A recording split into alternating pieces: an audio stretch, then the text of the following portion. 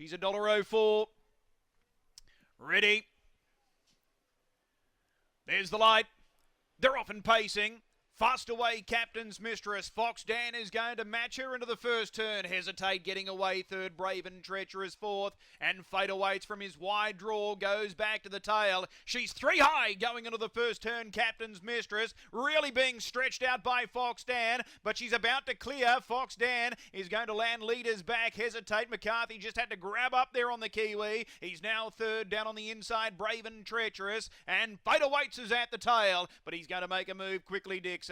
He feeds him Racetrack and he's looming large on the outside. That lead time, 35.7. Captain's Mistress out in front. Fate Awaits is charging up on the outside. He's only a neck away. Leaders back, Fox Dan. Back in fourth, Hesitate. And at the tail is Braventreacherous. Just under 1,400 metres left to run. It's Captain's Mistress out in front. Leading the way. Up on the outside second, Fate Awaits. So he's going to make the mare earn it here. Leaders back third, Fox Dan. Then Hesitate. Braventreacherous, Captain's Mistress out in front, and that first quarter of the last mile timed in 29 seconds. She'll be here next week, lining up in the $1 million Inter-Dominion Grand Final, and she may well be the Mistress of Mayhem for Leap to Fame next week. Captain's Mistress showing the way 3 metres. Those colours on the outside, they're very familiar. Fate Awaits is second. It could be Leap to Fame on the outside of Captain's Mistress next week. Leaders back third, Fox Dan, then Braventreacherous. Hesitate sits last on the inside into the back straight. Final time, 800 metres left to run. Second quarter, only 31.4. Captain's Mistress. Captain's Mistress moves into the back straight, leading the way. The margin 3 metres. Fate Awaits. Fox Dan. He's snookered away third. Leaders back. Braventreacherous 1-1. Hesitate last on the inside. No moves going down the back straight. They're really yet to quicken. Captain's Mistress held together, showing the way. Margin still 3 metres. Fate Awaits. Fox Dan. He looks overloaded with pace. He sits third. Leaders back, then Braventreacherous.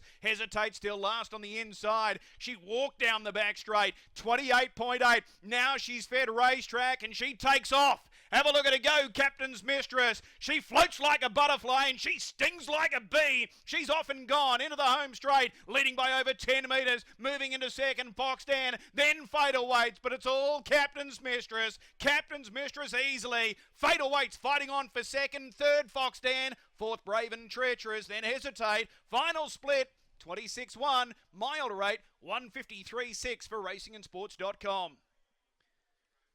She is just so fast. 153.6. Well, it turned out to be quite an entertaining race in the end. There was that speed burn that was spoken about pre-race where Hesitate, Fox Dan tried to kick up on the inside of Captain's Mistress and made her earn it. And then Grant Dixon, the trainer of Leap to Fame and also Fate Awaits, said, hey, you're not having an easy run ahead of next week's grand final against my stablemate Leap to Fame. And he went up and had a look at Captain's Mistress as well. Oh, but she's just in a different league, Darren. All honours with her there. She was stretched out early, 3 wide around that first turn. Pretty solid opening lead time, 35 and 35.03. So that's good going, but look at her here on the replay. As soon as they straightened, she just dropped into another gear and away she went. Good run from Fate Awaits, Greg, in the end. Yeah, really good run. Nice to see him back in something like his best form. He was pretty brave there getting past Fox Dan, but she was in a different league. She is...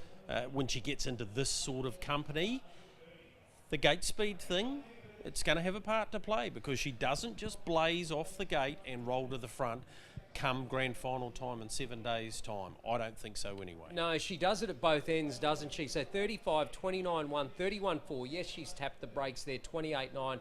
And home in 26.1, but that's an effortless 26.1. That's on the back of running a track record 150.3. Yeah, I think you need to, that's a very good point. That's a really good point because last week would bottom a lot of horses. It clearly hasn't bottomed her. And mares. Yep, Greg, definitely. You've been watching harness racing and Inter-Dominions for a long time.